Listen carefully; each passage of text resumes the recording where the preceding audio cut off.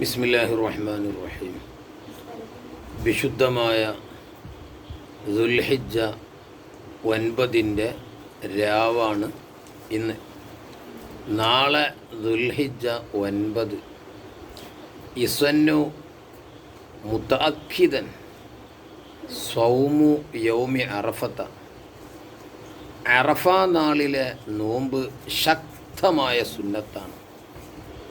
അറഫ നാളിൽ നോമ്പെന്ന് പറയുമ്പോൾ മക്കത്തെ ഹാജിമാർ അറഫയിൽ നിന്ന ദിവസം എന്നല്ല ഞമ്മക്ക്. ബഹുവ നമുക്ക് അറഫ നാളിൽ നോമ്പ് ബഹുവ താസിഉ ദുൽഹിജ്ജ.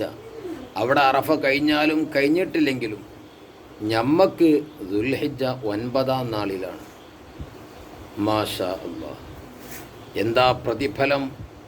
ഇകഫിറു സനത്തല്ലത്തി ഹുവ ഫീഹാ വല്ലത്തി ബഅദഹാ. ഈ വർഷത്തിൻ്റെയും ഇനി വരാനിരിക്കുന്ന വർഷത്തിൻ്റെയും ചെറുദോഷങ്ങൾ ഈ നോമ്പിനാൽ മാഫാക്കി കിട്ടും.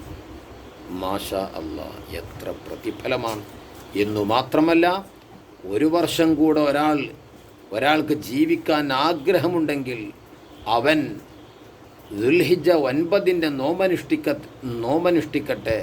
വിശുദ്ധമായ വചനങ്ങളിലൂടെ നോക്കിയാൽ കാണും.